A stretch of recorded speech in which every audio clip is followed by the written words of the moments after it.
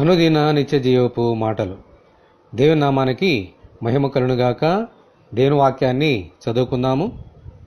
అన్యజనులలో ఈ మర్మం యొక్క మహిమైశ్వర్యము ఎట్టిదో అది అనగా మీ అందున్న క్రీస్తు మహిమ నిరీక్షణే ఉన్నాడను సంగతిని దేవుడు తన పరిశుద్ధులకు తెలియపరచగోరి ఇప్పుడు ఆ మర్మమును వారికి బయలుపరిచెను.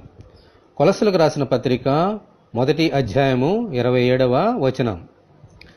మర్మమై ఉన్న తన ప్రేమను కుమారుడైన యేసుక్రీస్తు కృపను ఆయన శిలువ మీద బాహాటముగా అందరికీ కనబరిచారు.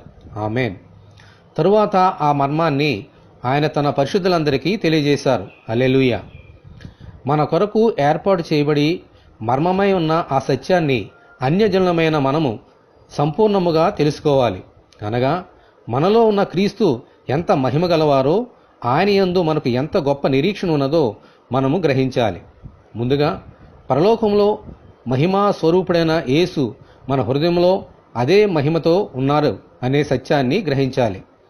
ఆ తరువాత ఆయన మరణమును జయించి ఎలాగూ లేచారో అలాగే మనము కూడా మరణమును జయించి తిరిగి లేచి ఆయన వాగ్దానం చేసిన పరలోక రాజ్యమునకు చేరుకుంటాము అనే గొప్ప నిరీక్షణతో ఈ లోకంలో జీవించాలి. ఆమేన్. హల్లెలూయా. ఇటువంటి కృప కొరకు మనమందరము దేవుని ప్రార్థన చేసుకుందాము. ప్రభువా, పరిశుద్ధులకు అన్యజనులకు మహిమై ఉన్నందుకు మీకు వందనములు.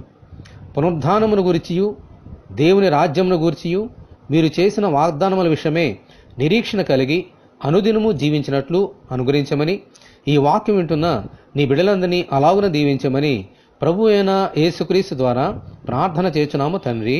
ఆమేన్. ప్రభు అయిన యేసుక్రీస్తు కృప మనకందరికీ తోడే ఉండి నడిపించునుగాక. ఆమేన్. పరిశుద్ధ దేవుని మందిరం.